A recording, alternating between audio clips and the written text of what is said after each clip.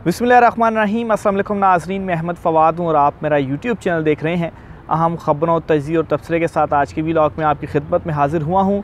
और आज की बड़ी ख़बर और ब्रेकिंग न्यूज़ ये है कि इमरान खान साहब के ख़िलाफ़ साइफ़र मुकदमा जिस बुनियाद के ऊपर बनाया गया था वो बुनियाद ही ख़त्म हो गई है, या अगर आप शेर अफजल मरवत के अल्फाज में इसको कहें तो वो बुनियाद ही बढ़ गई है। अहम तरीन तफसीलात हैं। साइफ़र मुकदमे की आज समात थी, लेकिन ये समात मुखर हुई है और इस समात के अंदर कोई भी आज पेशरफ्त नहीं हो सकी।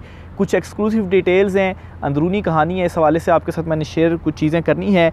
चीफ़ जस्टिस कादी फ़ाइज़ ईसा की अदालत से भी एक अहम ख़बर है और एक दिलचस्प वाक़या हुआ है आज चीफ़ जस्टिस कादी फ़ाइज़ ईसा की अदालत में कि एक वकील साहब थे जो कि केस की प्रोसीडिंग के दौरान अपने जो क्लाइंट थे उनको रिप्रेजेंट कर रहे थे, दलाइल दे रहे थे और उनके दौरान उन्होंने अदाकारी शुरू कर दी, जिस पर चीफ़ जस्टिस कादी फ़ाइज़ ईसा ने खासी बरहमी का भी इजहार किया। ये मुकदमा क्या था और ये दिलचस्प वाक़या क्या हुआ सुप्रीम कोर्ट ऑफ पाकिस्तान में, इससे रिलेटेड भी कुछ अहम तरीन तफसीलात आपके साथ शेयर करूँगा।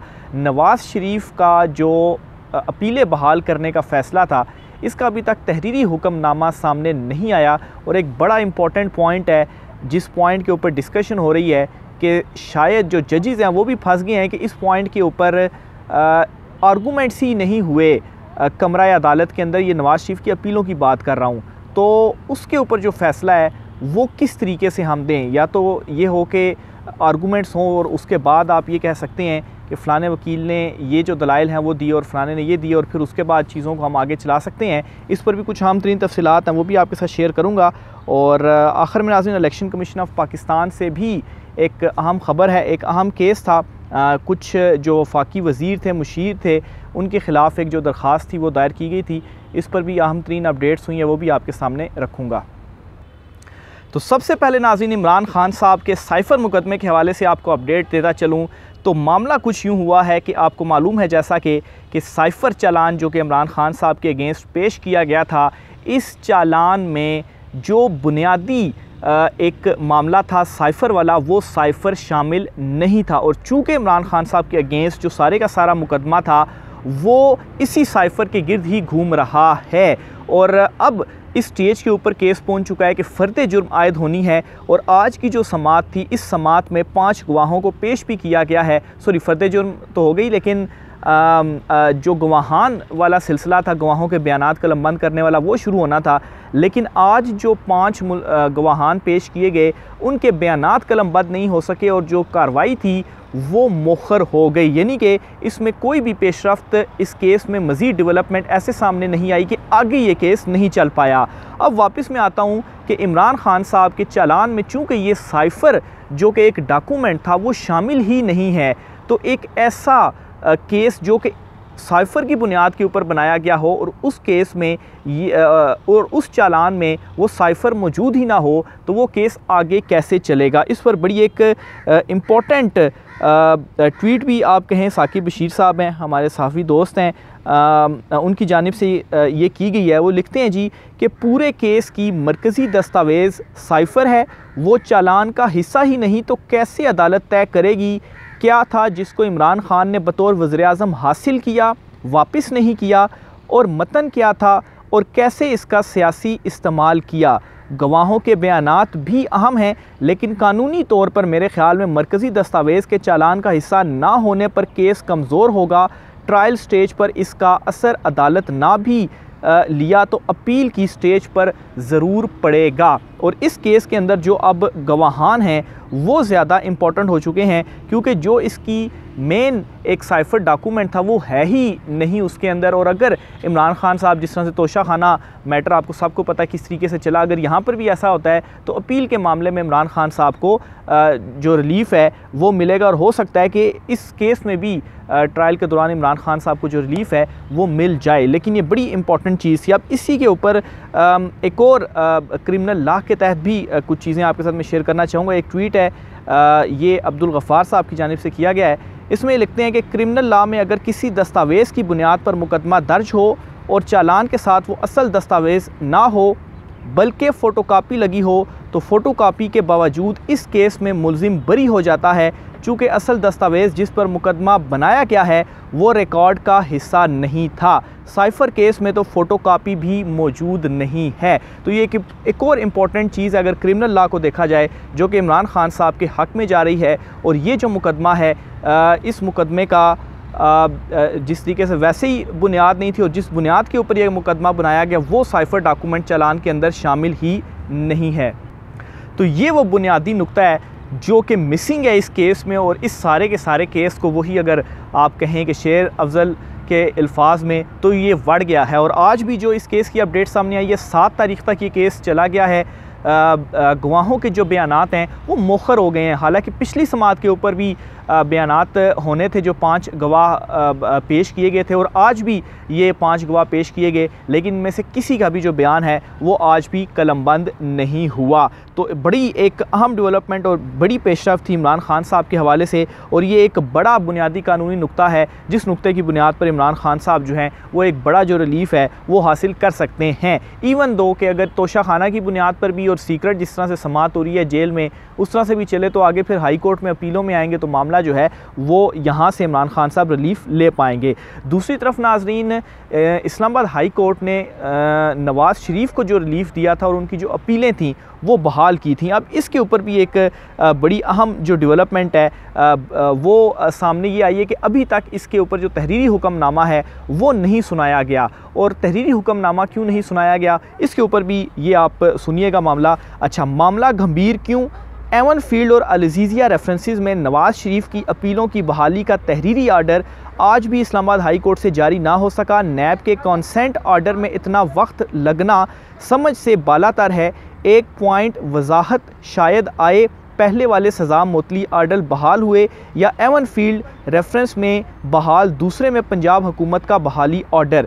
लेकिन पंजाब हुकूमत का मामला तो कोर्ट में डिस्कस ही नहीं हुआ। यानी कि एक तो ये हो सकता है कि जी सज़ा मुअत्तल और इस वजह से अपीलें बहाल, और दूसरा ये हो सकता है कि पंजाब हुकूमत ने चूँकि सज़ा मुअत्तल कर दी है तो इस वजह से हम उसको एक्सेप्ट कर रहे हैं। लेकिन जो दूसरा मामला है कि पंजाब हुकूमत ने सज़ा मुअत्तल की है, ये तो कमरा अदालत में डिस्कस ही नहीं हुआ, ना कोर्ट फाइल का वो हिस्सा है या फिर नए मचलके लेंगे। इन सवालात पर मामला शायद बेंच के बीच फंसा हुआ है, कल तक इंतज़ार करें, शायद ऑर्डर आ जाए। अच्छा, ये जो बुनियादी नुक्ता आगाज़ में भी मैंने आपको बताया कि अभी तक ये पंजाब हुकूमत ने जो सज़ाएँ मुअत्तल की और फिर उसकी बेस पे आप अपीलें बहाल कर रहे हैं, तो वो तो डिस्कस ही नहीं हुआ, ना ही वो फाइल का हिस्सा बना। तो अब अगर इस चीज़ को शामिल किया जाता है या तो फिर ये हो कि नवाज़ शरीफ की सज़ाएँ कोर्ट ही कर दे, मुअत्तल कर दे और फिर अपीलें बहाल कर दें, ये भी नहीं हो सकता। और दूसरा जो था कि पंजाब हुकूमत के फ़ैसले की बेस के ऊपर कोई फ़ैसला आ जाए कि उन्होंने मुअत्तल कर दिए तो अपीलें बहाल और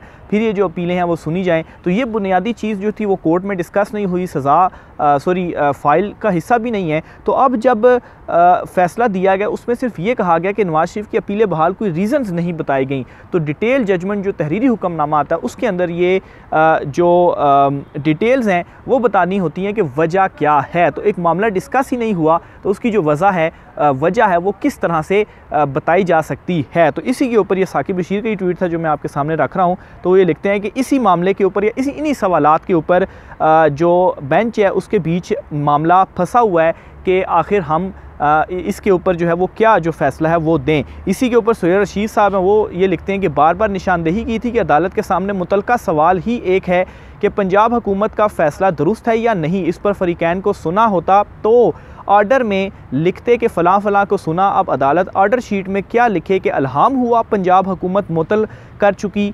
फंसना बनता है। तो ये एक दफ़ा पहले भी मैंने आपके साथ यही पॉइंट डिस्कस जो है वो उस वक्त जब ये अपीलों का फ़ैसला आया था, दरख्वास्तों का मैंने ये शेयर किया था, और आज यही चीज़ जो है वो दोबारा से सामने आ रही है और अभी तक हाई कोर्ट का रिटन ऑर्डर सामने नहीं आ सका। ज़ाहिर सी बात है कोई ना कोई उसके अंदर जो रीज़न्स हैं वो देनी होती हैं। तो ये दो अहम तरीन चीज़ें।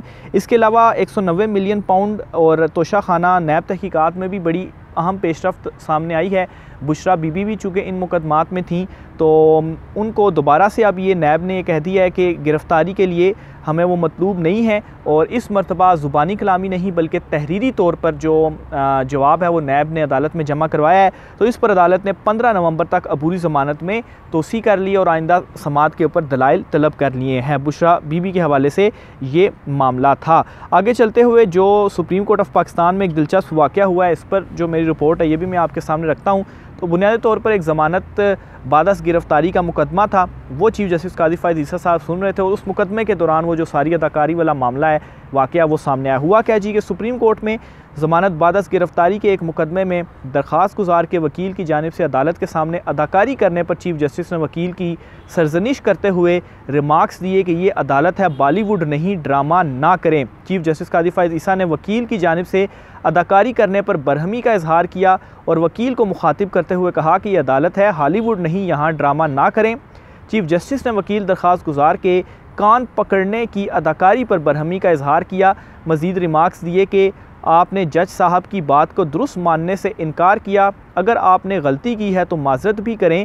आप अदालत को बता रहे हैं कि 5 मुकदमात हैं लेकिन ये 8 हैं, आपकी हर बात को हमें चेक करना पड़ेगा। बादशाह वकील ने अदालत से अपने रवैये पर माफ़ी मांग ली। तो बुनियादी तौर पर वो जो चीज़ें अदालत को बता रहे थे वो ठीक नहीं थी और अदालत को चेक करनी पड़ रही थी और वो फिर वाकई गलत साबित हो रही थी। तो इस पर वो उन्होंने फिर कान शान पकड़ के कोई अदाकारी टाइप किया।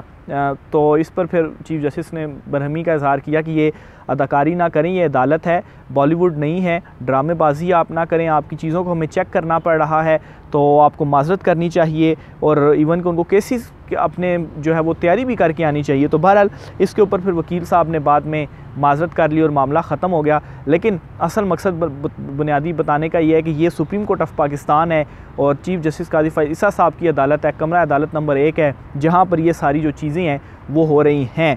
तो ये एक सिस्टम है कि वकील जो हैं वो भी अब इस तरीके से उनमें अदालत में इस तरह के रवैये या एक आप कहें कि सीरियस रवैया नहीं था। हालांकि जो केस था ज़मानत बादस गिरफ़्तारी का, एक मुलजिम है वो गिरफ़्तार है और उसकी गिरफ़्तारी ज़मानत का मुकदमा लगा, वो लोग कितने परेशान होंगे अपने उसके लिए, या केस कितना ही सीरियस नोयत का, लेकिन वकील साहब अपनी अदाकारी में जो है वो लगे हुए हैं। तो ये सीरियसनेस का आलम है जो कि कमरा अदालत नंबर 1 में आज हमने देखा और इसकी कहानी आपके साथ मैंने शेयर कर दी। आखिर में जो निगरान काबीना के वज़रा और मशीरों की ओहदे से हटाने का एक मामला इलेक्शन कमीशन ऑफ पाकिस्तान में पेंडिंग था। बेसिकली जो फवाद हसन फवाद या अहद चीमा हैं, ये साबका हुकूमत में भी रहे हैं, तो इलेक्शन कमीशन में दरख्वास्त ये दी गई कि ये वफाकी निगरान काबीना में कैसे शामिल हो सकते हैं, तो लास्ट हुकूमत का हिस्सा रहे हैं, ये जानिबदार नहीं, गैर जानिबदार नहीं है, तो इनको हटाया जाए। तो ये केस हुआ आज इलेक्शन कमीशन ऑफ पाकिस्तान में। इस केस में इलेक्शन कमीशन ने फ़ैसला महफूज कर लिया है। तो इसकी मैं आपके सामने अपनी खबर रखता हूँ जी कि चीफ़ इलेक्शन कमीशनर की सरबराही में 5 रुकनी बेंच ने केस की समाअत की। दरख्वास्त गुजार जो थे उन्होंने कहा जी कि गुज़श्ता हुकूमत में फवाद हसन फवाद और अहद चीमा अहम पोस्टों पर फाइज थे। अहद चीमा को मामले ख़ुसूसी सियासी बुनियादों पर बनाया गया। वज़ीर-ए-आज़म भी सियासी वाबस्तगी रखते हैं। चीफ़ इलेक्शन कमीशनर ने पूछा कि क्या आपके पास ऐसे शवाहिद हैं कि इनकी सियासी वाबस्तगी साबित हो सके। मेंबर KP ने कहा कि मुशीर को तैनात करना वज़ीर-ए-आज़म की स्वाबदीद है। चीफ़ इलेक्शन कमीशनर ने कहा कि अगर कोई वज़ीर वफाकी वज़ीर किसी सियासी जमात की साइड ले रहा है तब इलेक्शन कमीशन कार्रवाई कर सकता है। एडिशनल अटॉर्नी जनरल ने दलाइल दिए और कहा कि सिविल सर्वेंट्स की किसी सियासी जमात से वाबस्तगी नहीं होती। मुशीर प्रोफेशनल के तौर पर वज़ीर-ए-आज़म की मुआवनत करता है। निगरान वज़ीर-ए-आज़म पर निगरान वज़रा तैनात करने की कोई कतगन नहीं। एडिशनल अटॉर्नी जनरल के दलाइल के बाद ये फ़ैसला महफूज हुआ। यानी कि दलाइल और रिमार्क से ये लग रहा है कि शायद दरख्वास्त गुजार की ये जो पटिशन है वो मुस्तरद हो जाएगी, क्योंकि एडिशनल अटॉर्नी जनरल साहब कहते हैं कि ये तो ब्यूरोक्रेट्स हैं, ज़ाहिर सी बात है कोई भी आकर इनको लगा सकता है, तो इसमें उनका तो कोई नहीं है। और सियासी वाबस्तगी का चीफ़ इलेक्शन कमीशन ने दरख्वास्त गुजार से पूछा कोई सबूत है, कोई ऐसी चीज़ हो वो आप हमें दें, तो ज़ाहिर सी बात है इस तरह की तो कोई चीज़ नहीं दे पाए। फ़ैसला महफूज है और मोस्ट प्रॉबली फ़ैसला यही है कि दरख्वास्त रिजेक्ट हो जाएगी। तो बहरहाल ये आज की अहम तरीन तफसीलात थी। राय का इज़हार कीजिएगा। मुझे इजाज़त दीजिए। अल्लाह हाफ़िज़।